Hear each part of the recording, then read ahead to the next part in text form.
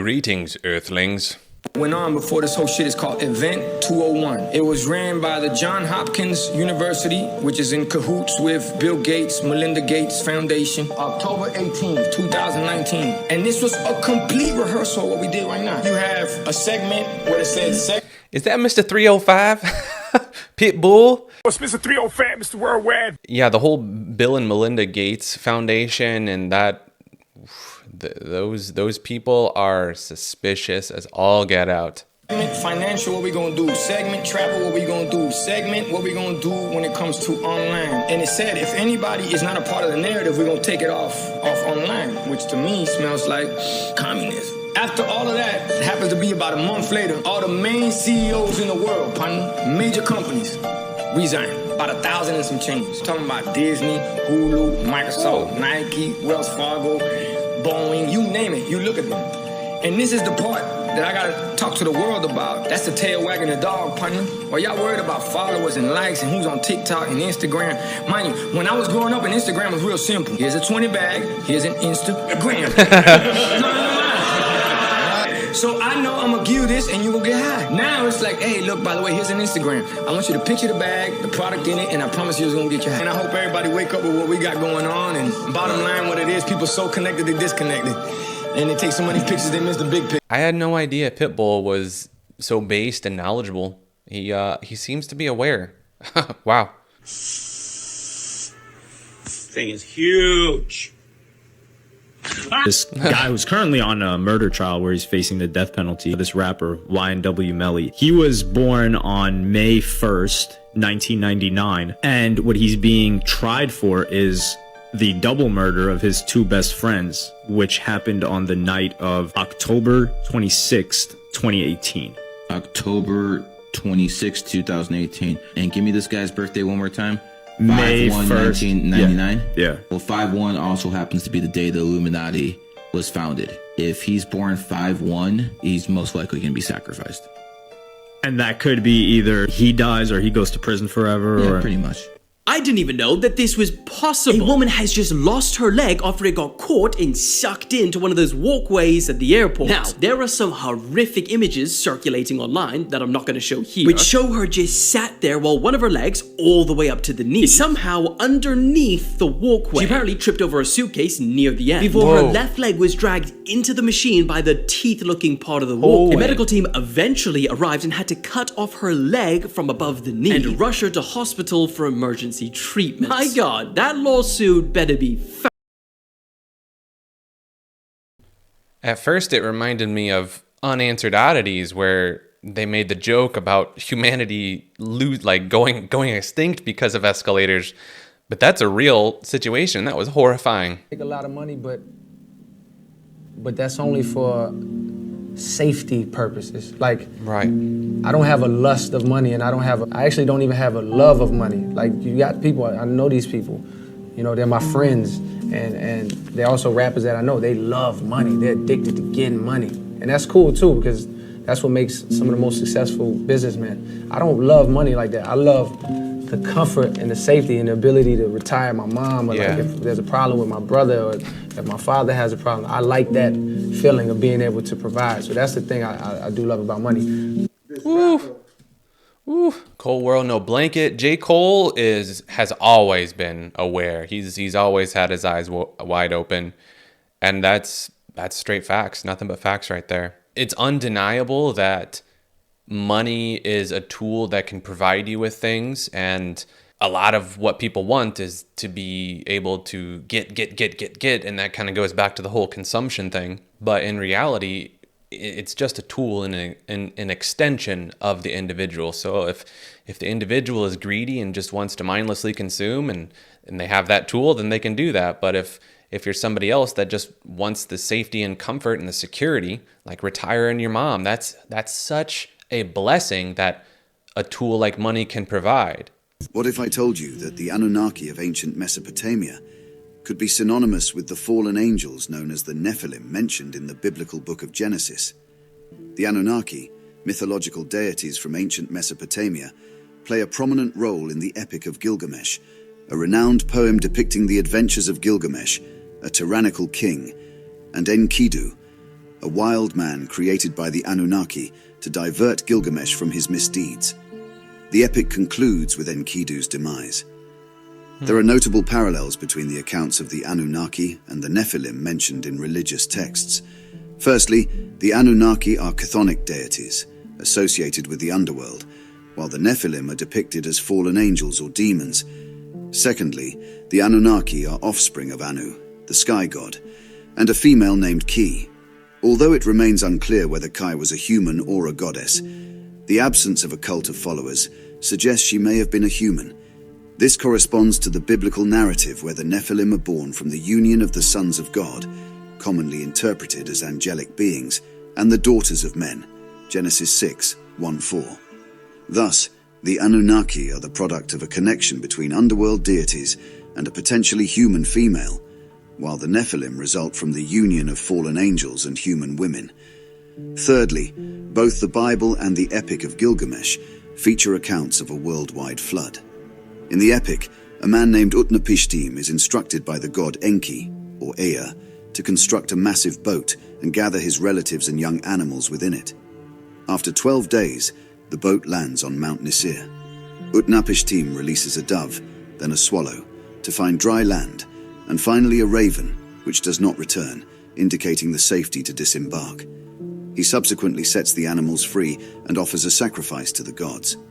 This story shares similarities with the biblical tale of Noah, which follows the narrative of the Nephilim in Genesis 6:11, 8:20. Although these two stories originate from a common source, they exist independently, implying that the biblical flood account was not copied from Gilgamesh, nor was Gilgamesh derived from the biblical narrative. Instead, they represent distinct retellings of a universally recognized event in the ancient world, the Great Flood. When the same tale is told countless times over different continents and different generations, at a certain point you really have to question, maybe it is legitimate. You talk about the black extraterrestrial document. Yes, there was this guy in Africa, like healing people, like putting hands on people and healing. You guys might have heard this. There was a video that was made on it just recently that was circulating on TikTok. But I read this document 3.5 years ago, and this black guy was like putting hands on people in Africa, healing them, and then like the government showed up or whatever, the parliament, whatever, captured him. And while they were like flying him to some kind of headquarters, they tried to kill him and his body would just regenerate. Now, this is a document from the government. Whether it's real or not, I don't know. But they'd shoot him and kill him, and then his body would just regenerate. So then they were like, he's like, okay, look, stop doing this because it's not working. So then the people on the plane or whatever, when they go to like a different, something, I don't know, they started moving him to another place. And while he was on the plane, they chopped him up into pieces and put his body in different containers and started separating his body in multiple, like sending his legs are going this way, his arms are going that way, and they tried to separate him, but his body still rejuvenated. And he said, "Can you guys please stop this? This is stupid. It's not going to work." And he said, "I'll leave. I'll stop doing what I'm doing. I'll stop showing these people what I can do. But understand that there's a lot more people like me and they're going to be coming here soon. Like in the next 10 years. So that's what this document says. It's wild. Whether it's real or not, who knows? But I would love to believe or know that we are so powerful and we have to find a way to tap into that. We have to figure out how to become immortal again, or like you hear the stories of Jesus laying hands on someone and healing him. We have those abilities. We just have to figure these things out. So we might have those abilities, but from what the document said, there are more people like this and they're coming soon. So maybe it's not necessarily us. Maybe it's a different kind of people. But nevertheless, let's say that we do have these abilities hidden within us and dormant for whatever reason. I understand why the government would want to, I guess I shouldn't say I understand, but it makes sense why the government would try to seize these people for, their own malicious reasons, presumably, or their own selfish reasons. But nevertheless, it does make sense that occasionally we would see somebody with these genetic evolutions, whatever they may be, or real life X-Man, they got some gene that allows them to what seems to be a superhuman ability. But yeah, interesting. The whole theory of political control by imposition of the rule of law from above, which is, alas, the Christian theory of the universe. This is the way God is operating. God is personally aware with his full total consciousness of every atom of existence. Think of having to be occupied with the vagaries of every human mind. Poor God, the victim of his own power game. And just real quick, I never really, I mean, it's such a basic thing, but I never really correlated the two things here. It's talking about God being burdened with the knowledge of everything. And the closest that we have even experienced that is modern day AI. So it really does feel, if you look at it, just objectively, what Alan Watts is talking about here, a being or some entity that is burdened with the knowledge of everything, that is AI. They are poring over all the data that you feed them. They are burdened with that. They being like somehow like it's an entity. It's such a strange thing that we are birthing a new life today. Like these days, we are currently engineering a new form of life. That concept, I don't think most people realize how extraordinary that really is. And in a sense, we're playing God by creating this new life form. This is such a vast topic, Lao Tzu is saying that in the art of ruling, you do not use force. You never press the issue. He likens the functioning of the Tao to water. And he says, now water is always taking the line of least resistance. It doesn't strive. It always seeks the low level, which men abhor because they always want to be on top. But what can you do with water? You can't cut it. You can't injure it. You can't compress it. So he's saying, in other words, if you want to govern the nation, you must behave like water. He has a conception of the Tao, which is, as it were, the exact opposite of all conceptions of God. He says this: the great Tao flows everywhere, both to the left and to the right. It loves and nourishes all things, but does not lord it over them. And when merits are accomplished, it lays no claim to them. It says, the swishing wind does not last out the morning. The pelting rain does not go on all day. If heaven and earth cannot keep these things up, how much less can man? So he has an idea of the emperor as an anonymous sort of person who would be, in other words, to a political community in the same way as today the sanitary engineer is. Never would you imagine the sanitary engineer going through town in a great car with a police escort and flags in all directions. Nobody even knows who the sanitary engineer is, and yet he's a very important official. Without him, there would be health problems and all sorts of difficulties. But because he's in charge of the sewers, everybody would say, well, that's not very glamorous. And Lao Tzu is saying that the chief official of the state should have the same attitude as the man in charge of the sewers. That the less he parades himself, the more effective he can be. The less that's known about him, the better. Oh, that's perfect. I love that. I absolutely love that. And I feel like that is demonstrated so much in today's society where everybody puts everything about their life all online for anybody to see. Oh, here's what I do every day. Here's where I work. Here's my kids. Here's my interests. Here's my passions. Here's what I eat. Everything. And it destroys any mystery. It destroys any sense of yet to learn about someone. It really kills a lot of the enjoyment, because a lot of the enjoyment is the process of learning it. So he says the energies of the emperor should be directed to keeping the minds of the people unpreoccupied and their bellies well filled. In other words, let's not have news about politics. Let the newspapers be full of interesting things, not political things. But our newspapers, which are all about politics, are full of catastrophes.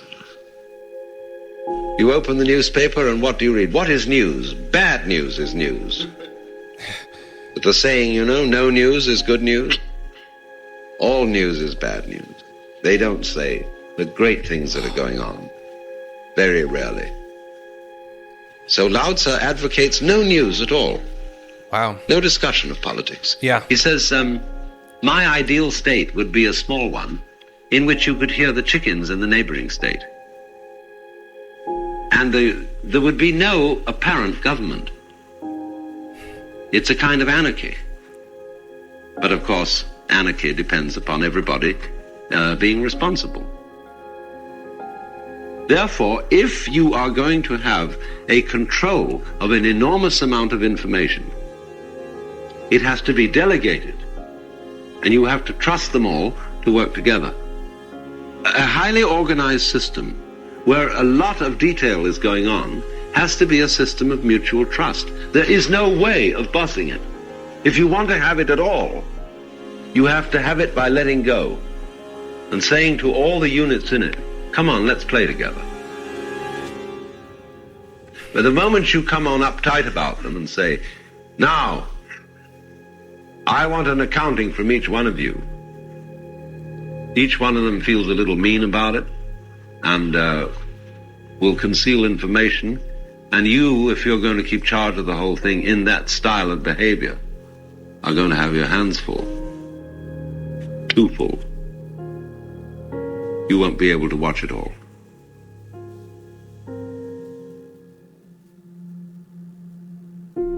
So therefore, every organic complexity works by the delegation of authority. Every organic unity is a system of love, that is to say, of mutual trust, which says, thank God I've got you around. I often think about this. Somebody does something that's marvelous, and I think, what a relief that you could do that and I didn't have to.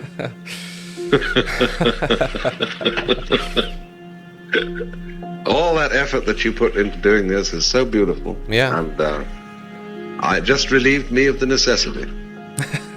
See? And that's the way that the life principle really works.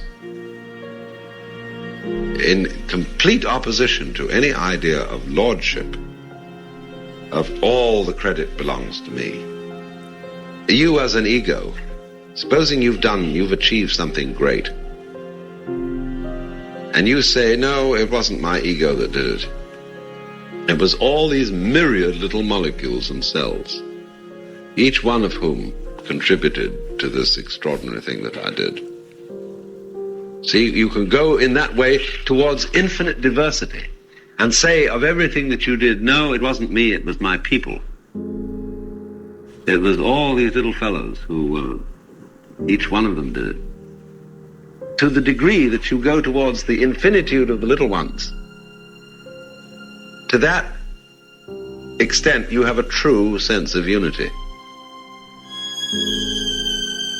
Whereas if you don't give any credit to the little ones and you say, well, I just push them around and so on and so forth, you don't realize how things are put together. This is the true inner meaning of the principle of non-duality. That the truest unity is the same thing as the most detailed multiplicity.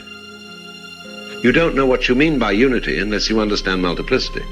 The one throws out the other idea. They balance each other like the back and the front. So in exactly the same way, the more you go for highly articulate multiplicity, the more you get unity. The whole idea of the giving in to the other, trusting it to do it. So this is the real secret underlying the democratic principle, the notion of what a republic is, as distinct from a monolithic monarchy, where the people cease to trust themselves and say to an authority, please, you take care of us instead. It works exactly the opposite direction. And that direction is the opposite direction of the way in which all living organisms flow and manifest themselves.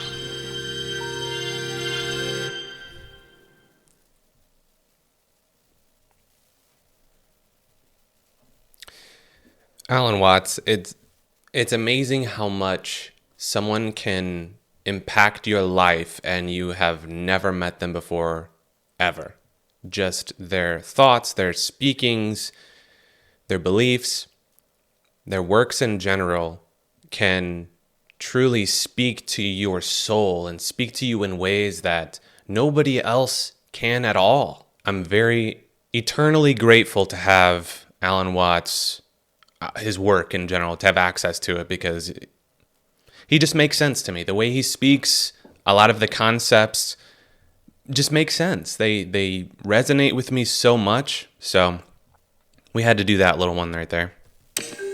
When Ingo Swann released his book titled Penetration in 1998, he claimed to be a psychic who was employed by the CIA to remote view the dark side of the moon, specifically to look for alien presence. It sounded like science fiction, but in 2006, when the CIA started releasing documents on the Stargate project, Swann's participation in the program was confirmed. When Swann was asked about the existence of extraterrestrials, he said not only were they already here, but they are building something on the far side of the moon. And, according to Swann, these aliens aren't friendly. Let's find out why. So I imagine many of you have already seen Y-Files. It's probably one of the best produced shows in this realm of interest. If you haven't already, then let's sit back and enjoy the show. When Ingo Swann was a child, his family noticed he had psychic potential. When he got older, he wanted to explore this talent, so he began volunteering for experiments in ESP. At first, researchers tested Swann to see if he could influence plants with mental activity, or alter the temperature of an environment using his mind. And Swann was successful enough that more and more scientists became interested in him. But it was a few years later where Ingo Swann would find his specialty. In the early 1970s, Swann was part of a study for the American Society of Psychical Research, and this study involved Swann sitting in a chair and attempting to project his consciousness into sealed boxes, which contained symbols that Swann would try to read. During one experiment, he was asked to see what he saw inside of a box, and Swann said he saw nothing, just darkness. The researcher was disappointed and said, "Oh, that's too bad, let's try something else." Swann said, "No, I see darkness because the light bulb inside the box is burnt out." The researcher was puzzled. He walked over to the box, opened it, and sure enough, the light was out, and a star was born.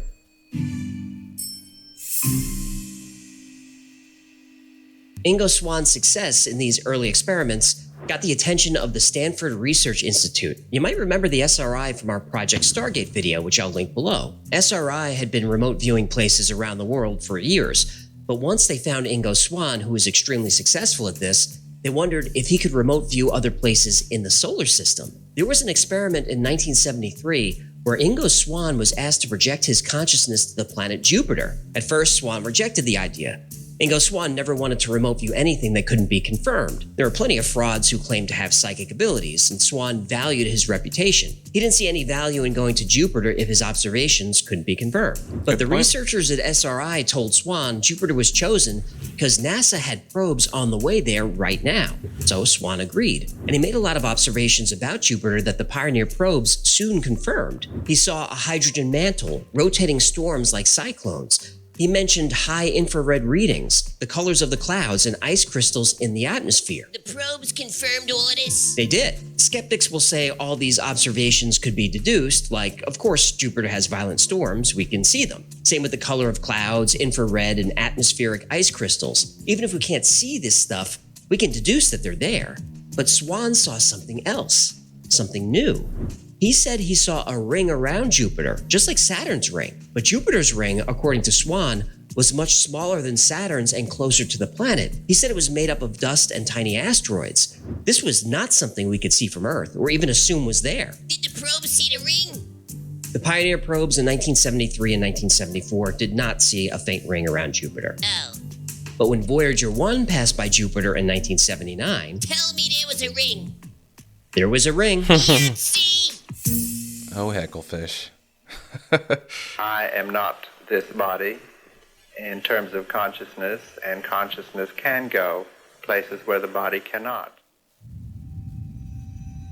Ingo Swann was so accurate as a remote viewer that people began to take notice, specifically the United States government. Of course. In March 1975, Ingo Swann received a call at 3 in the morning. He was told to go to Washington and visit the Museum of Natural History. There he should stand near the elephant in the central rotunda at noon. So he does. Right on schedule, a military-looking man approaches him and hands him a card.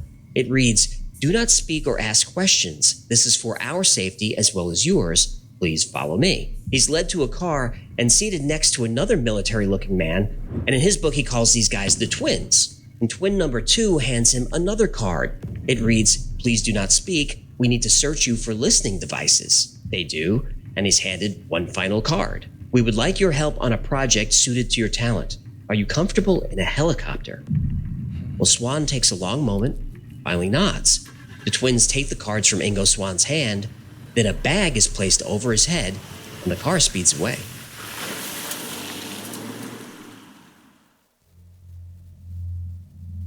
Though Ingo Swann couldn't see, he felt that he was driven around in circles. Eventually, he's led from the car where he hears a helicopter spinning up. His face still shrouded, he's buckled in and flown to a location in or near Washington, D.C. When the helicopter lands, Swann is led to a quiet building and then into an elevator. The doors open and the bag is finally removed. Swann blinks his eyes, adjusting to the light. Then a kindly-looking man introduces himself as Mr. Axelrod. Ingo Swann is obviously nervous, and Mr. Axelrod sees this. He smiles, tells him not to worry, that he's in no danger, and offers him a cigar. Swann gladly takes one. It's his brand. The men go to an office, sit and enjoy a cigar where Mr. Axelrod makes a proposal. Axelrod says he represents a group who would like Swann to participate in a remote viewing project. For his effort, he would be paid $1,000 a day in cash, which in today's money is over $6,000 a day. Inflation, huh? Yep. Are we going to talk about the Federal Reserve and what a scam it is? Hold on, let's see what the date of this is. Okay, so this is still 2 years ago, so there's been even more inflation added to it. Not in this video. Audit the Fed! Okay, settle down. So, We Ingo might Swann be. really needs the money. But to get it, there are a few catches. First, he can't reveal any of this to anyone, and can't speak of it for at least 10 years. The other catch is for the next few days, Swann isn't to leave the facility. He'll be provided with a comfortable room, TV, a gym, swimming pool, and anything he needs. But if he takes the job, he stays on site under constant surveillance. Now, Ingo Swann is quiet for a while. As crazy as the past few years have been, he's never been through anything like this. Mysterious calls in the middle of the night, clandestine meetings, subterranean facilities, and now a kind but strange man offers him a lot of cash for an unknown mission. Axelrod sees Swann processing all of this and finally asks if he agrees to the terms. Swann nods that he does. Axelrod puts out his cigar, shakes Swann's hand, and says, "Good, get some rest.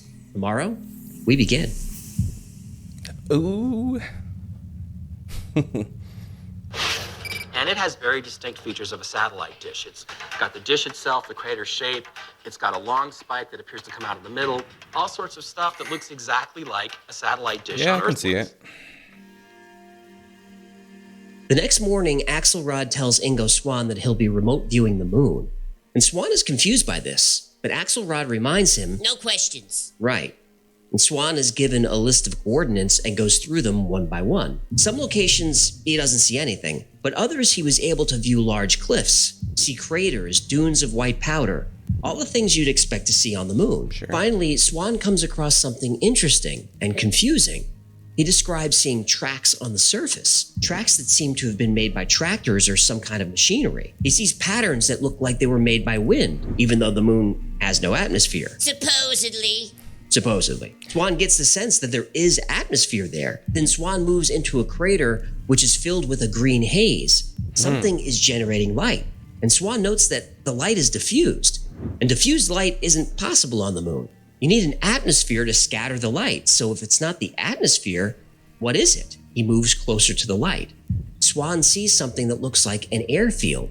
He describes large structures like hangars, roads, towers, and machinery. Across craters and chasms, there are bridges, evidence of a lot of activity, industrial activity. Cut into the rocks are perfectly round holes, like they were dug with large earth-moving equipment. He moves to a different location and sees some structures emitting light of all different colors. Swann goes in for a closer look. The domes have windows, and even though the area was dark, he could see a fine mist inside the structures and that same eerie green glow. Swann moves closer. He goes right up to the windows. Inside, he describes humanoid figures that look almost like us. He describes this as an area of high activity. Whoever or whatever these beings are, they're very busy, and Swann continues to observe, describing everything he sees. Suddenly, 2 of the beings, then 3, then a dozen, then more, they just stop. They turn to the window where Swann has projected himself. This makes Swann very nervous. He says, "They see me." Then calmly but urgently, Axelrod says, come back now." Swann says, "They're pointing at me." Axelrod tells Swann firmly, "Please come back quickly away from that place." Swann wills his consciousness back and slowly opens his eyes. Whoa. Finally, he turns to Axelrod and says, "You already know they're psychic, don't you?" Axelrod takes a deep breath and says, "The experiment is over. It's time for you to go home." That's a great story. Neil and Buzz were on the lunar surface. Neil switched to the medical channel and spoke directly with the chief medical officer, saying, "They're here, they're parked on the side of the crater, they're watching us." Oof, I love that little soundbite there. That's one of the many things that is super peculiar about the moon landing. I don't know how many different strange facets and facts about the moon landing and everything thereafter.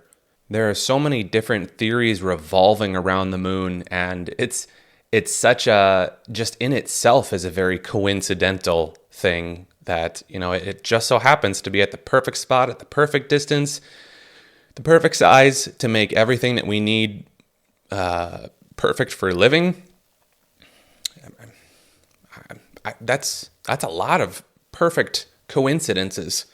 So all of these things combined really just made me want to check out this episode for sure. Though Ingo Swann's moon experiment was over, Mr. Axelrod and the secret organization wasn't quite finished with him. About 6 months after leaving Washington, D.C., Swann was in a supermarket. While doing some grocery shopping, he spotted a stunning woman. He describes her as one of the most beautiful women he'd ever seen. What was she wearing?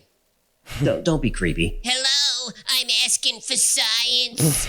Well, Swann says she was barely wearing anything at all. Short shorts, bikini top, and the tallest high heels he'd ever seen. Heels tall, bikini small. She said she liked the ocean. Excuse me? LL Cool J, I'm going back to Cali.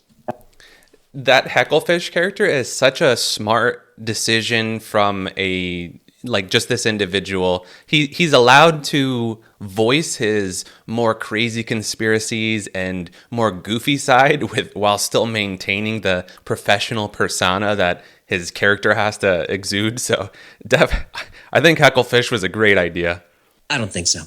Nice. Anyway, Swann was obviously very taken with this woman because the chapter in his book, It's Barely Safe for Work. He says when he saw her, he felt a wave of electricity going through him and felt tingling all over his body. Suddenly, he felt the hair on the back of his neck stand up, and in that moment, he had the distinct feeling that she was an extraterrestrial. Now, Swann was very aware of how ridiculous this sounded, and he was about to chalk it up to him simply being smitten at the sight of her. So, I've never met anybody and explicitly felt that they were an alien, but I have seen certain individuals, just how they look, and maybe they're just genetics are built that way, but they look like an alien to me. The big one to me has always been Stephen Greer. I don't know why, but Stephen Greer, who is a major advocate for alien disclosure and UFO disclosure, and a lot of people say he's a big grifter, and other people say he's this phenomenal genius. Of course, there's both sides of the spectrum, but anyway, if you look at the guy, to me, he looks more like an alien than a human being, at least what my strange conceptual ideas of an alien would be. But then he turned around and saw the twins from the moon experiment. So he panics and runs out of the store. But later that evening, he receives a phone call, and he's told to fly to New York immediately and be in Grand Central Station the next morning and wait for contact. Of course he goes. When he gets to Grand Central, he sees one of the twins standing near a payphone. He gestures at Swann to come over. The phone rings. It's Mr. Axelrod. Axelrod asks all kinds of questions about his interaction with the woman, and Swann relays the story. At first, Axelrod is suspicious. He demands to know if he knows her, if she saw him, if she might be following him. Now, Swann doesn't understand any of this, and he starts to become frightened, and tells Axelrod he's never seen her before and has never had any contact with her. Now, finally, Axelrod tells Swann, just stay away from her. Swann asks who she is. Axelrod says all you need to know is that she's very dangerous. Swann says he understands, and they chat for a while, and Axelrod asks him how his remote viewing success rate is doing. Swann says he's almost 65% accurate, but not quite there. So Axelrod says, when you get to 65%, write the number 65 on a note on your desk and leave it there. Tell no one, we'll be in touch. And just like that, Axelrod hangs up. And Ingo Swann doesn't hear from Axelrod for a year, but he finally gets his remote viewing success rate to 65%. And just as he was instructed, he writes the number on a slip of paper and places it on his desk and goes home for the night. Now, even though his office is locked and nobody knows the code, when he gets in the following morning, the note is gone. And on his desk is what looks like a light dusting of powder. And in the powder, someone scribbled 2 words, expect contact. A few days after Ingo Swann was told to expect contact, he was heading to the university cafeteria when Mr. Axelrod appeared. Axelrod walked right up to Ingo Swann, shook his hand, and asked if he could get away for 3 or 4 days. Swann said sure, and asked where they were going. Axelrod smiled at him and asked, have you ever seen a UFO? Holy shit! That is the indicated sound counter, Spacey, doesn't it? Do you hear that? That whistling sound?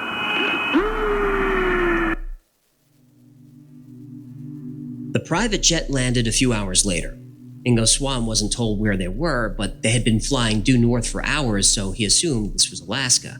It was the middle of the night and very dark and desolate. Mr. Axelrod, the twins, and Ingo Swann then climbed into an unmarked van. Swann was given a thermalized jumpsuit and asked to remove everything metal. They drove 2 hours through winding mountain roads before stopping under a group of pine trees. Axelrod said that it's very important that we're as quiet as possible.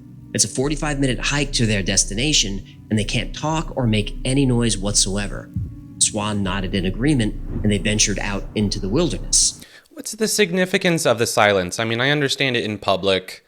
Maybe you don't want to give away any inkling at all of what the meeting is about. But I don't quite understand what the obsession with the silence is and the nodding and the notes. Maybe just, I don't know why. It makes me curious as to why. But perhaps the beings aren't able to hear, or perhaps it harms them in some way. Perhaps they communicate psychically only. I'm curious why they refuse to communicate verbally like that. The twins were wearing what Swann thought to be night vision goggles because he could barely see a few feet in front of him. In fact, during some parts of the hike, he had to be led by the arm so he wouldn't fall into a creek or a hole or stumble over unsteady ground. They finally arrived at the edge of a lake, and Swann asked what he was supposed to do. Axelrod whispered that he should just observe and observe in complete silence, and also to be as still as possible. Axelrod said they detect heat, noise, and motion like mad. Swann's eyes went wide, and he mouthed the word, they? Axelrod just brought his finger to his lips as if to say, shh. So, the 4 men sat in silence for a long while until one of the twins made some kind of hand gesture. Axelrod said, it's begun. At first, Swann didn't see anything, just a fog coming off the lake. But slowly the fog began to change. Swann said the fog was emitting light, at first neon blue, which slowly changed to what he called angry purple. The fog started getting thicker and thicker, and then up from the lake, a triangle-shaped craft emerged. It was about 90 feet wide and emitted a pulsing hum. Suddenly, beams of light were shooting from the craft, hitting different locations around the area. One of the twins whisper shouted, we have to move. So they did. Then a beam of energy hit the area where the men were, and Swann remembers hearing a loud crack like lightning. And Swann was so stunned he couldn't move. He had to actually be dragged from the area. And Swann looked over his shoulder and saw water from the lake somehow being pulled into the craft. He described it as a reverse waterfall. And on the drive back, everyone was completely silent. Swann just stared out the window, trying to absorb everything he just saw, piece it together. When the van arrived at the airport, the sun was starting to come up. Swann said, "I finally know what's going on." Axelrod said, "Go on." Swann said confidently, "This was an unmanned drone." And Axelrod, like always, never confirmed or rejected Swann's ideas. He simply asked Swann to continue. Swann said, "It's a resupply mission. They're mining the moon and they need our water." Axelrod smiled at this. He didn't agree, but he didn't disagree either. Axelrod shook Swann's hand, thanked him, and gestured toward a waiting plane. Ingo Swann would be flying back alone, and he never saw Axelrod or the twins ever again. How did he deduce what it was?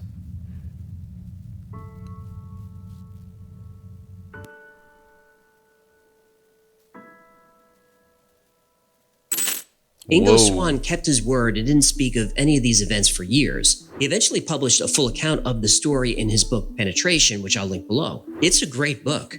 Ingo Swann tells the story with a lot of flair. So if you're interested in stories like this, it's a must-read.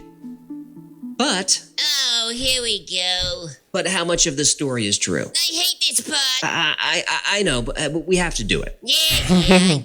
So let's break down Ingo Swann's story into its parts and see if we can figure out what really happened. We've got the Jupiter mission, the moon mission, the extraterrestrial woman, and the UFO encounter. So let's start with the woman in the supermarket.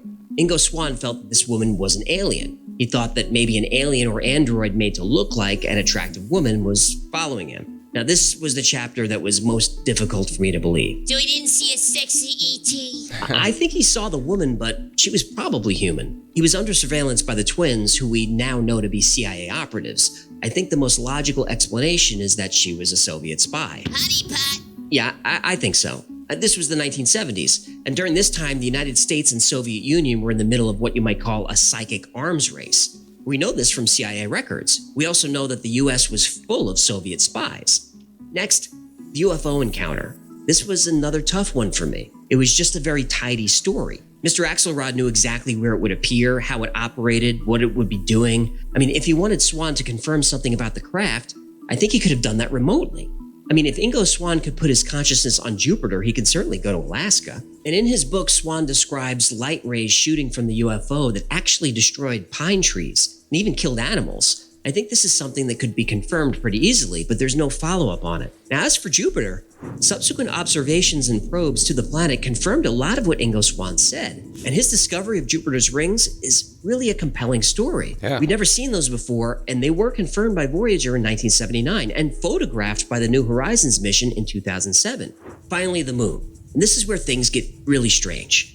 The CIA had remote viewers projecting to Jupiter, Mars, and the moon. Even though the remote viewers' reports were highly classified, they're not any longer, and their reports are remarkably similar. The problem with the moon is that the US government simply will not allow us to confirm the details. There are reports of astronauts hearing signals coming from the moon, but those signals are dismissed as interference. We have pictures of what look like huge structures on the moon, but the pictures are fuzzy and can easily be refuted by skeptics as rock formations. What about pictures of the far side of the moon? Well, NASA has plenty of those, but they're very stingy with what they release to the public. And if NASA won't tell us what's happening up there, we're going to fill in the blanks ourselves. Yep. It's an indisputable fact that Ingo Swann was part of secret government experiments for years. If you search the CIA website, there are hundreds of documents that confirm this. And everyone who worked with Ingo Swann 100% believed he was telling the truth about everything he saw. Now, Swann admitted that he got things wrong plenty of times and was always reluctant to remote view places that couldn't be confirmed.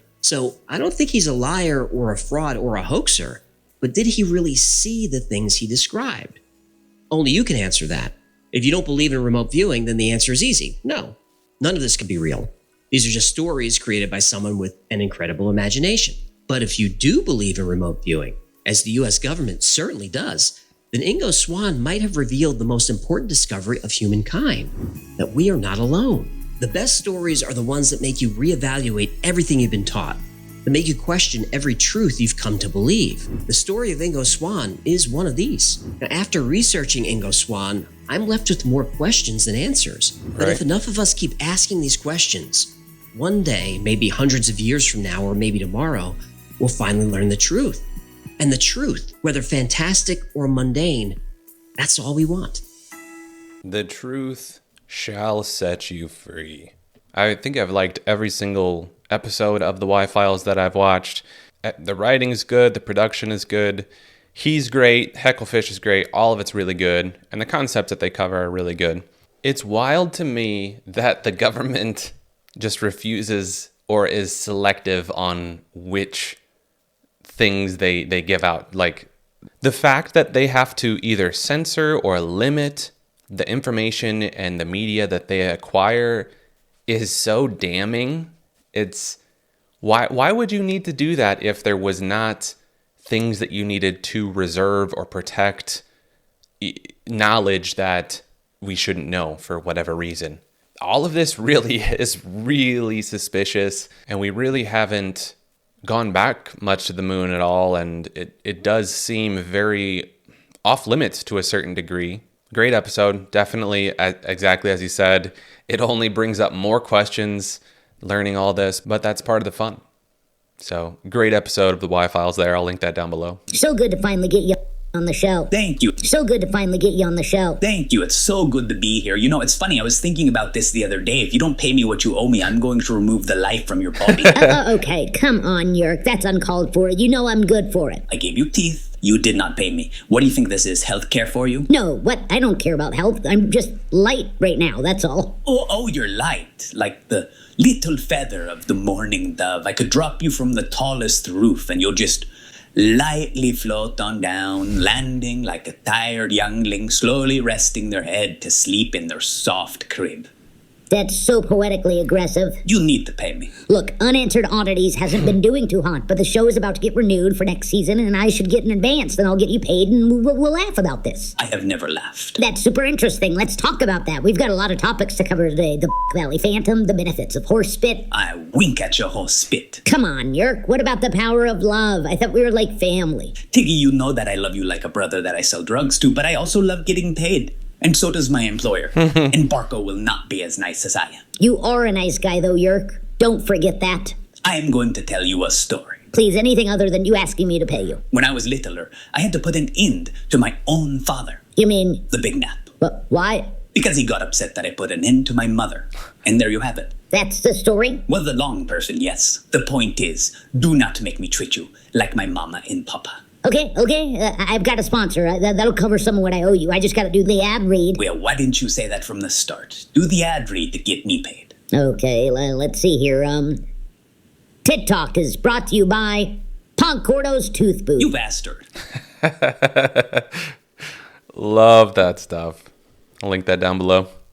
But what we really would like to do is sit on a big, comfortable sofa and watch an entertaining program on a big, beautiful television set, and maybe have somebody bring us some hot fudge sundaes or bonbons while we're watching the program. That this is what I'm really like, what everyone is really. Inconceivable. It's interesting how aware and honest he is here. Because, yeah, I feel like I would venture to say that most people are just essentially mindless consumers and would love nothing more than to just sit on a big sofa and consume media and consume calories and food and sweets and just mindlessly consume. Like selfish and really seeking material comfort, and that is human nature. That is bedrock human nature. And I think a lot of our political attitudes come from the fact that we think we can never get away from that. That's what we are. Now, do you share that view? Not in the least.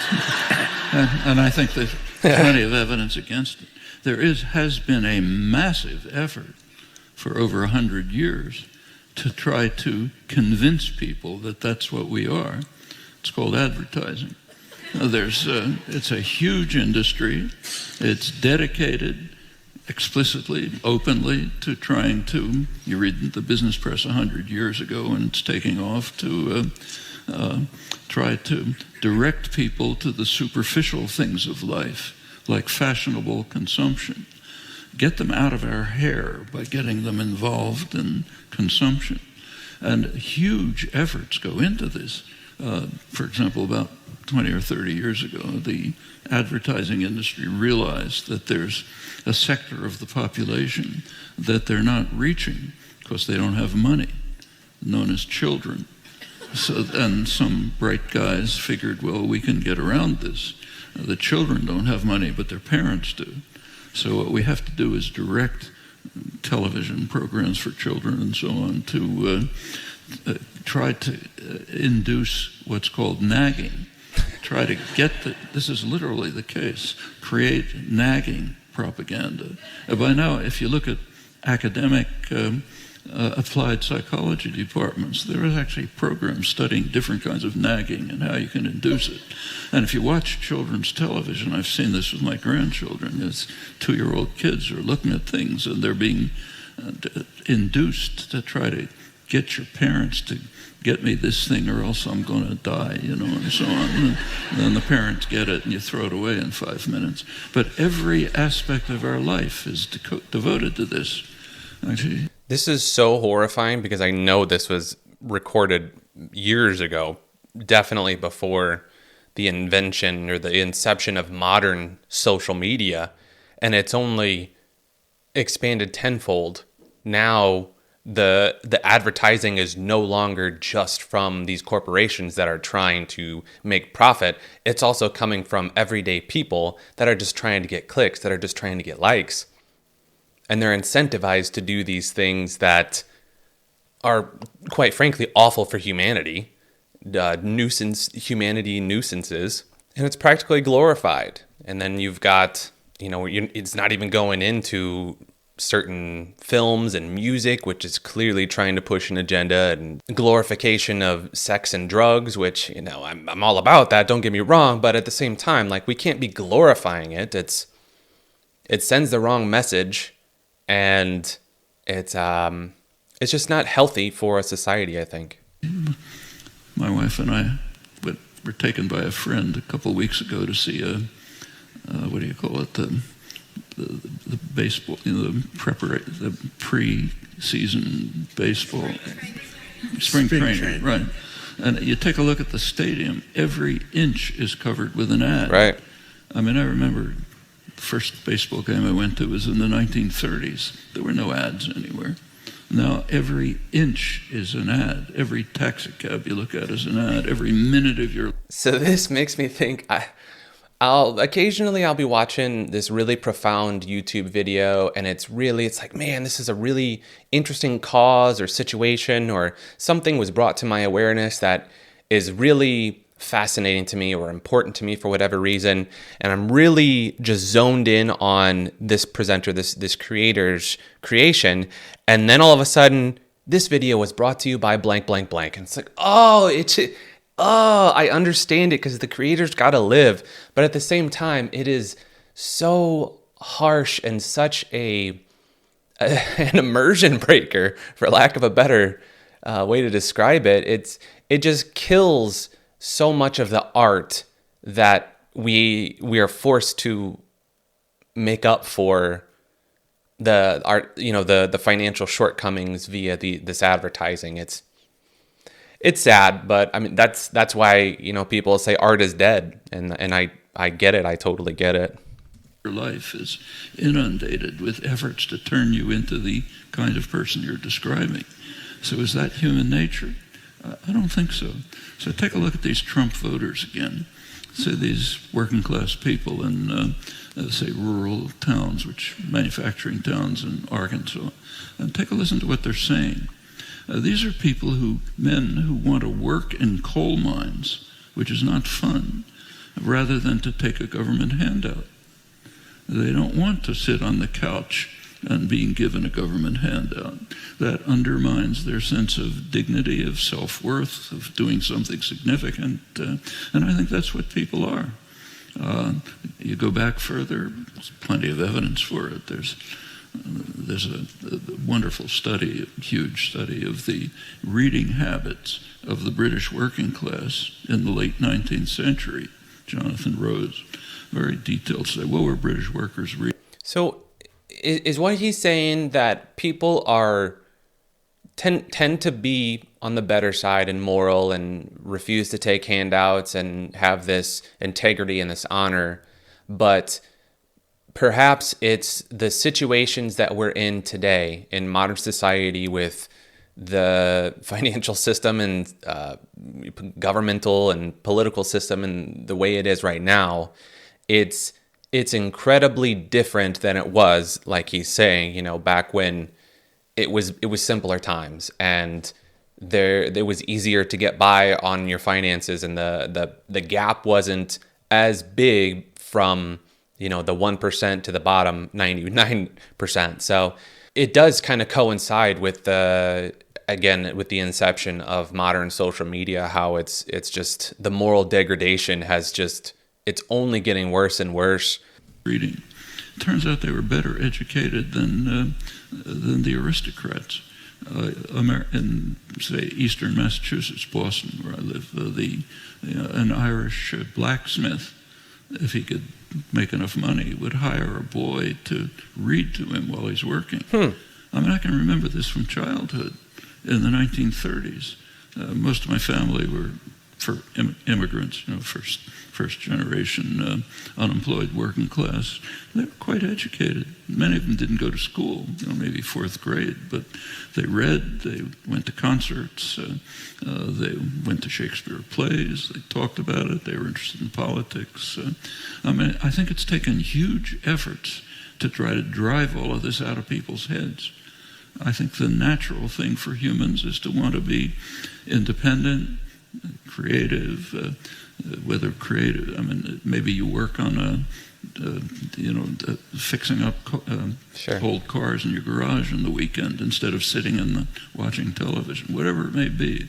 You want to do something that's significant, that's worthwhile, maybe even if it's a ugly, horrible job like working in a coal mine instead of taking a government handout. Because people, I think, want dignity and a sense of self-worth and a sense of creating and doing something important. I relate to this entirely. I can't stand, honestly, just sitting around and talking for hours and hours. I just get bored with it, and I need to be doing something. I need to be creating something in order to feel that contentment. And it's gotten to the point where I've lost friends over just constantly wanting to do something instead of just talking on the phone. Or I understand completely. I definitely do believe that most of us will feel the most satisfaction in life creating or doing or some form of using what gift we have to this source, however it works. We're randomly receiving these thoughts in our mind. We're just like, I'm passionate about that. I'm interested in that. Just all of a sudden, we have so much potential for using what is randomly given to us, the cards that are dealt to us. We can, metaphorically, of course. I think of Trump and his you got no cards to play with. My Trump impression is awful. But no, we are all dealt a metaphorical hand of cards, and all of these cards can be your talents, your interests, your passions, and of course the situations that you're born into. But you can handpick the cards that are best and play your hand as well as you can. And most of the time people can, if not succeed to become, financially well, they can at least feel the satisfaction and the fulfillment. I've met plenty of people that were not the most well off, but they were content with their lives, and they had a family, and they accomplished a lot of things that they felt worthy of accomplishing, and that doesn't require the most finances and the most wealth in the world. That's what we are, and I think it's taken huge efforts, enormous efforts. A huge part of the economy is devoted to trying to drive these things out of people's heads, to make you think that all you want is more commodities, and so you should go shopping instead of reading, let's say. So that people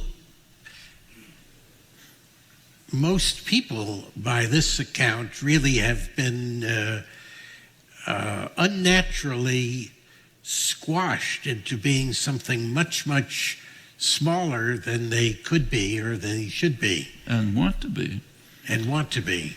In fact, it's pretty interesting to go back to, there's good studies of the working class press in the early Industrial Revolution. In the United States, or England, it's earlier. In the United States, it would be mid-19th century, late 19th century. There's a very lively working class press, a lot of it written by young women from the farms called factory girls who ran their own newspapers. And the material, there's a lot of material on it, and it's pretty interesting. What they wanted was dignity. They hated the industrial system because it was destroying their rights as independent people. They attacked what sometimes they called the slogan, they denounced the slogan, gain wealth, forgetting all but self. In other words, gain wealth, forgetting all the self. That's powerful. Wow. The kind of person that you think we all are, that we're taught we all are. That's what they were condemning. We don't want to just gain wealth, forgetting all but self. We want dignified, independent lives. They regarded wage labor as not very different from slavery, which was just a popular idea that was a slogan of the Republican Party, literally, Abraham Lincoln and so on, because you're selling yourself if you're a wage laborer. If you sell something you created, let's say you're an artisan and you make something and you sell it, you're not selling yourself. If you sell your labor, you're selling yourself. You're losing your dignity and independence. It's an attack on your fundamental rights. These are themes that run right through the spontaneous productions of mostly uneducated working class, what we call uneducated working class people. It was the same in England before us. I think it's the same elsewhere. I just don't think people are, you talk about human nature, I think we're talking about something that's constructed and contrived with enormous effort, conscious effort. You look at, in the television industry, there's what's called content and fill in a program. Content is the ads. Fill is the car chase that you pull off the shelf to keep people watching between the ads. And if you just watch television, you can see that the creativity, the thought, the funding and so on is going into the ads, not into the fill. You know, in the newspaper industry, there's what they call the news hole. So you lay out the newspaper. First you get all the ads. That's what matters. Then there's this news hole where you put in things to keep people watching. I mean, this is literally hundreds of millions of dollars a year. A huge part of the economy goes into this. An interesting aspect of this, which is kind of interestingly not studied very much, has to do with basic economics. So anyone who took an economics course or reads about it knows that a market economy is supposed to be based on informed consumers making rational choices. Right. That's what we're taught our economy is. Turn on the television set and take a look at the content, the ads. Are they trying to create informed consumers making rational choices? I mean, if we had a market economy, if there was an ad, it would be an announcement by, say, Ford Motor Company. Here are the characteristics of the cars I'm producing next year.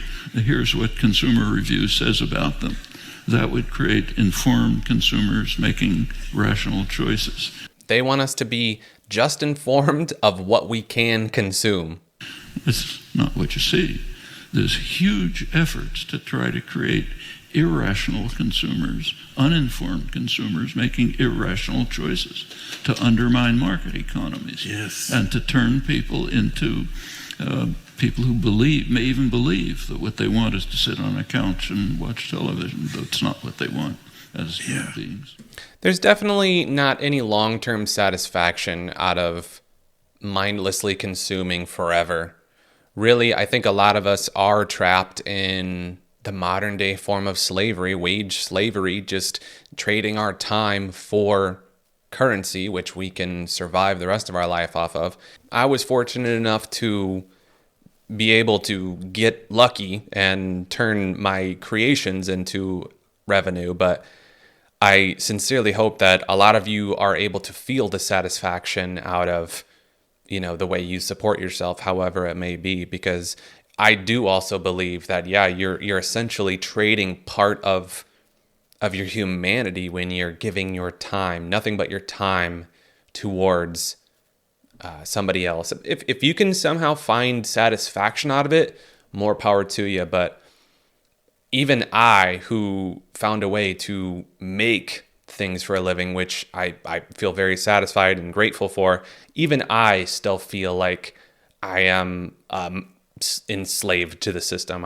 If I don't continue to provide and produce, then everything I have and the people I'm taking care of aren't able to be taken care of. So it's definitely an interesting situation, and it really does feel like the modern day form of slavery for the working class, while the ruling class, the politicians and the people that have broke through the system themselves through various means, they become the rulers, and us working class will go ahead and maintain the facility for the rest of them. Let's talk about a time when a Redditor decided to experiment with Datura, aka one of the most horrifying substances on the planet.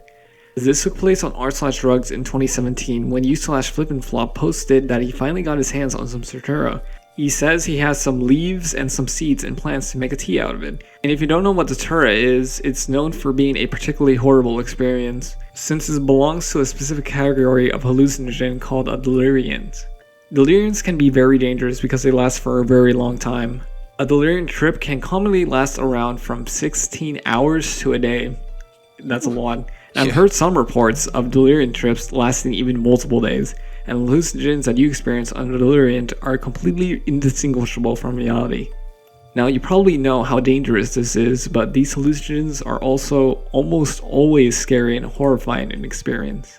Datura was actually legal in some places. It started to become more criminalized now because of how dangerous it is and the effects it has on humans. But it was legal because the potential for recreational use was so low. And everyone in the community told the Redditor that they should probably stay away from it, or just throw it away altogether. But then the Redditor decided he should actually make a tea out of it and crush up the seeds and drink it. So that's what the Redditor did, but I also forgot to mention that the seeds are also the most potent part of this hallucinogen. Quick tangent anecdote, I've only done cannabis tea once, that I crushed up stems and seeds, and I will never do that again. Never. So that probably explains why the Redditor's next reply was saying, Google.com, how normal again, stop now. The Redditor would also come across this post on R-Gaming during his hallucinogen trip, saying, please, these big dog are fighting now, not okay. It would be easy to chalk this up to being a troll post and good bait, but days later a news report would say a 22-year-old male was hospitalized after consuming Datura. So connecting the two together, we probably assume that this is the same Redditor. Also, Datura has this quirky trait to cause psychosis, or bring out underlying mental disorders that the person may have. Coincidences caught on live TV. Missing person Robert McDonough walks past news crew while they are doing a missing report on him.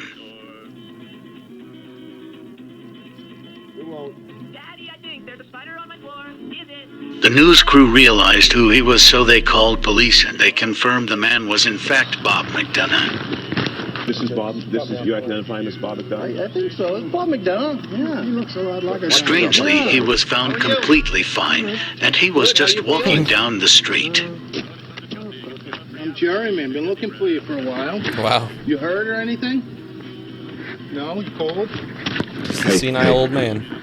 Well, sometimes timing is everything, Aaron and Shannon, and good news and a happy ending right now. The gentleman behind us you're looking at, that is Robert McDonough. We were doing our last live shot at the bottom of the hour, and we saw a gentleman just kind of walk up behind us, and he identified himself as Bob McDonough. The clown that the cop was talking about. Oh, he's got an axe. A really weird trend in Chicago where people would just dress up as clowns. Creepy clowns running around cemeteries and city streets scaring people. They're now here in Chicago too. We're literally from John Wayne Gacy's neighborhood. Me, Tim, Mikey, and Stevie were at grade school. We're just having a normal summer night. A cop pulls up. The cop rolls down the window and goes, "Hey boys, weird question. Have you guys seen a clown running around?" Hell no. And we all go, "What the f do you mean by that?" Like, no, we didn't see a clown. It's nighttime. And he's like, "All right, consider heading home soon. I'm getting some weird calls." He didn't seem too concerned. We get a call to go to one of his other kid's house. There's a lot of trees, so like on the side streets, it's kind of dark. We're like a half block away from the school. Like, we take the left and we take the right, and there's a clown standing in the middle of the street. You know, you kind of go deer in headlights. He twists something in his hand, and it's a hatchet. You know, an axe, like if it's facing you like this, it just looks thin, like you can't really see it. It just looks like a handle. Then when he spins it, you could see the whole thing. I know we all see the weapon. He starts sprinting. He starts sprinting right at us. The breath leaves all of us, you know. We take off, bro. Book it back to the school. Let's be real, we torch this guy. Like, he's not fast. We get back to Evanger, we jump the fence, and we stand in the middle of the field. So we have a 360 view of the field, and we're just waiting there for a few minutes. Just wait. Like, he just pops out, fence and stares at us, and we're like, dude, we do not know what to do. Cop turns the corner, sirens on, and chases him down. Thank God. That's the end of him for the night. So why did you guys call the cops? We were running. The shadow has left him to run away. What the hell happened? This is an esoteric game in Southeast Asia. These boys were playing with their shadows at 24 o'clock at night. They took out 3 talismans with 3 human figures in them, and then put 3 hairs in it. After reciting a spell, they began to burn the talismans. While a person was burning the talisman, his shadow slowly disappeared. Whoa. They panicked and ran away. After calming down, they went to find his shadow together. They had to find the shadow before 3 a.m., or he wouldn't be able to step out into the sunlight and fall asleep forever. This shadow can't go far from him. It just hides nearby around him. After a long search, the man finally found his shadow. It slowly shrunk back to its original shape. Nó thu lại này. Wow. That's interesting. Được không? Đứng lên coi gì? However, when examining the head, the shadow is still very faint. Các bạn có thấy cái bóng đó không? Nó ngộ ấy. They quickly ran to find the talisman that hadn't been burned out, and finished it. Rồi, tao nghĩ chắc ổn rồi đó. Tao mới đứng lại coi. Chiếu lại nó coi. The man examined his shadow again and it returned. Yeah, I don't want to play that game. Wave of radiation ever. 2.4 billion light years away, a star collapsed into a black hole and shot a jet of energy called the gamma ray burst into the cosmos at 99% of the speed of light, which has just caused the very atmosphere of the Earth to change and has flooded telescopes with radiation. The fact that something that happened so far away and so long ago is capable of affecting our planet is both amazing and a little bit terrifying. Yeah. If a gamma ray burst hit us from a source within our own galaxy, we would be dead, but luckily the chances of that happening are very small. You can find probably an infinite amount of potential deadly disasters that are natural or otherwise that would completely wipe out humanity to the point where people lose their sanity over it. China is abandoning thousands of electric vehicles, just leaving them in fields to rot. Now, there are two main reasons for these EV graveyards. The first is due to the hundreds of failed/corrupt car-sharing businesses that popped up in the last few years, which were trying to capitalize on China's heavy government subsidies for new electric car makers. The idea was supposed to be like the e-scooters, which you can quickly hop on and off with an app, but just with electric cars instead. But because a bunch of these companies started simply as a cash grab and did little to no market research, they had all of these government-funded vehicles, but no one wanted to actually use them. And what's crazy is that almost this exact same thing happened before in 2018 with bicycles, which left hundreds of thousands of discarded bikes abandoned because the companies who produced them just left with the money. The second reason is something that China has been caught doing multiple times as early as 2015. An article from Forbes revealed that despite China having the largest electric car market in the world, a lot of these numbers are actually fake. It reads, according to reports from China, companies assemble poor quality vehicles and sell them to their own car rental companies which exist only to obtain these subsidies. So these companies will produce extra cars, put a license plate on them and mark them as sales, but then abandon them in the field because their only purpose was the government funding. Seems ironic that electric vehicles are the ones sat here with all their batteries and minerals, which would have required mining, just left to rot and pollute the environment they were supposed to. Is so scary. What's the guy in the red hat?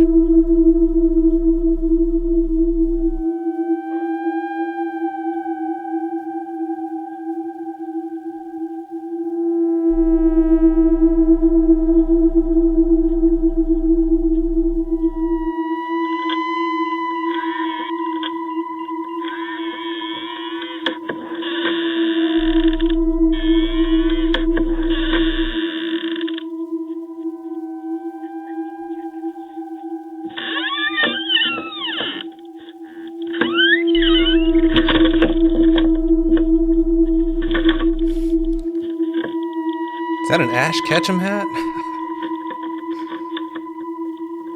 Pokemon.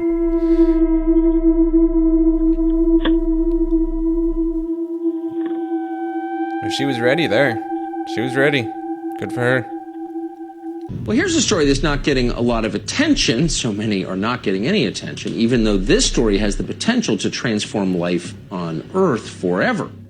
Because I'm like a completely conventional person. Like I worked at CNN. I spent a season doing commentary and analysis for Good Morning America. I lived in Washington from the age of 15. My dad worked for the federal government. Like I am not an outsider, like believing that fluoride is causing brain damage, whatever. Like I've never believed in a conspiracy theory my entire life. I lived in Washington.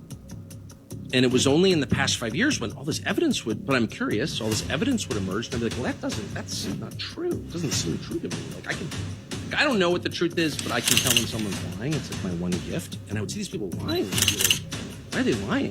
Like, I know they're lying, but why? And so I really came to this like at the age of 50. Like you're almost dead when you're 50. That's very late. What was it that made you? Well, UFOs, like I never for a second thought UFOs. Or what changed your attitude at 50? The evidence. Which is what? Well, oh my gosh. At this point, it's kind of come out actually. The Pentagon was required by the last defense authorization bill to like produce some of their files on UFOs, and it turns out they have known about this since the end of the Second World War, which ended in 1945. There's been a huge increase during the war as well. Huge increase in UFO sightings, in UFO crashes, et cetera, and it turns out the federal government has been tracking this for 80 years and lying about it. So why? Well, that's a great question, and I can't answer it. I have theories, but I don't know. But here's what I learned. The first question is this real? Or am I just being a crazy person who's spending too much time on the internet? Well, this summer, we got a call. We didn't reach out. This person called us. Lexi, who's standing right there, who's a genius, one of our producers, gets this call from this guy who's a tenured Stanford medical school professor, and he wants to come on the show. Now, this guy has a couple patents, and so he's rich, and he's got tenure at one of the most prestigious schools in the world. So, like, he's not a flake.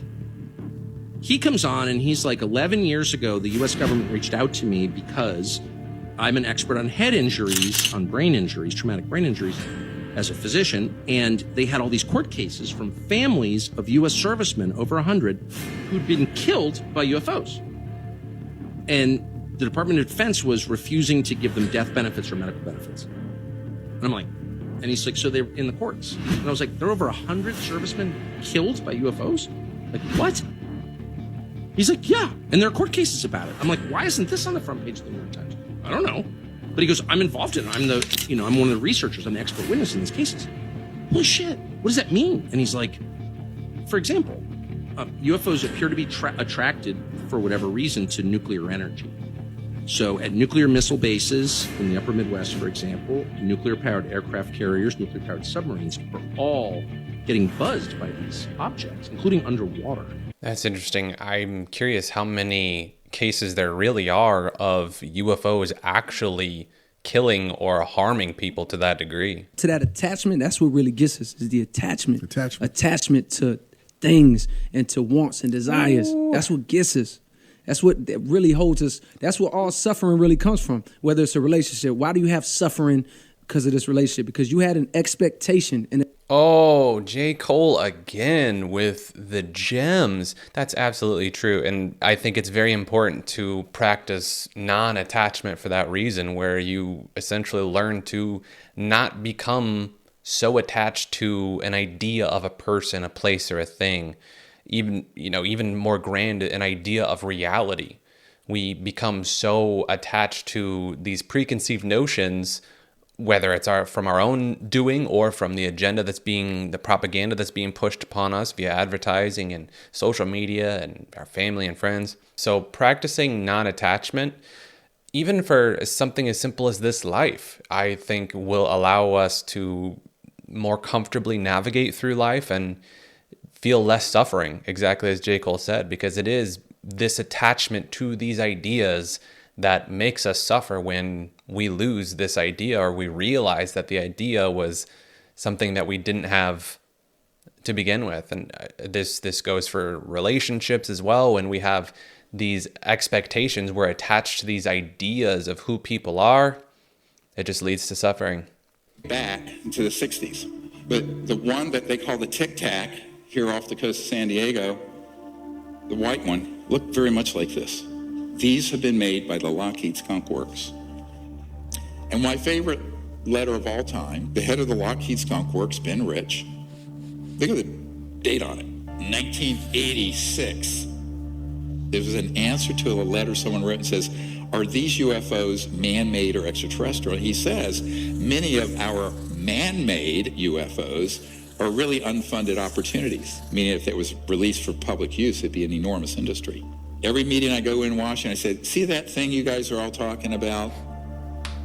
That's Lockheed Skunk Works. They have left us behind, and everything we see out in our world today is absolutely a construct. It's an absolute construct. The internal combustion engines are obsolete. The nuclear power plants are obsolete. The coal fire plants are obsolete. We have the wind generators, those are obsolete. The solar power, it's all obsolete. If we could follow the gravity research that the contractors and research institutions have been doing, we could see that bright future as well. So a lot of people say, well, how is this thing moving? There's no fuel on board.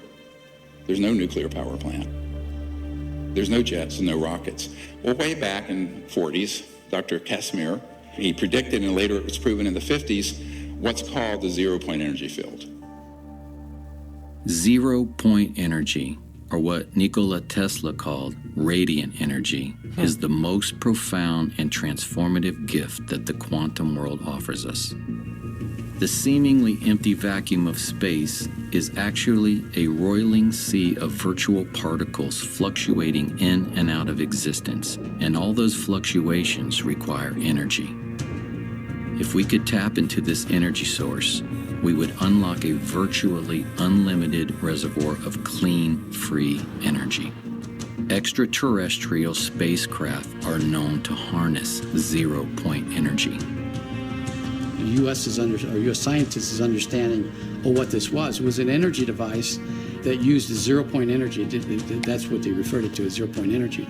And it was connected in such a manner that this device could power, from a very small flashlight or a very small watch up to a city. And power was determined by what the demand on it was. So that was Richard Doty that just spoke right there, who was a known disinformation agent, has probably done horrible things, and it's known. And we had spoken earlier about Dr. Stephen Greer here, who was speaking earlier.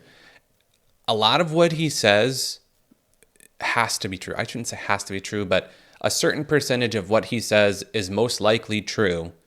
But because not all of what he says is true, a lot of people think he's a grifter and he's trying to sell an experience. He's got the custom or Close Encounter 5 experience where he'll take a group of people, charge people to go out to an empty field, and people say that he pays other people to toss up flares, and they say, oh, that's your UFO experience and everything.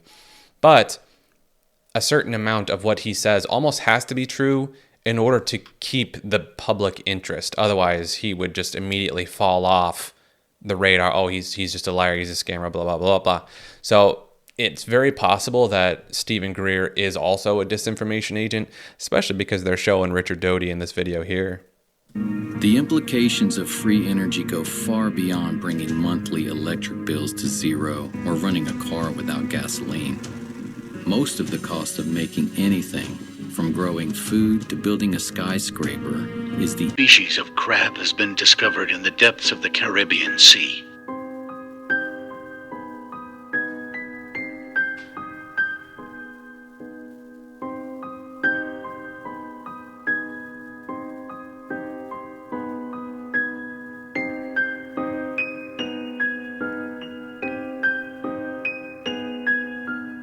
So that's a crazy looking crab, but it really makes me think, yeah, we have some wild living beings, especially at the bottom of the ocean where we don't have access to, and their living conditions are harsher than we can even imagine. But from what I understand, we're only able to perceive a certain amount of reality around us. And it's almost certain that there are beings outside of our ability to even comprehend. And that's the stuff I really want to learn about.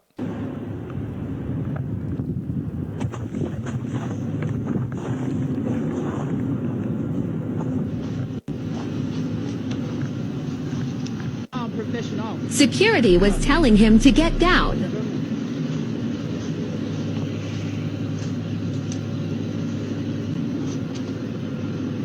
And so did he.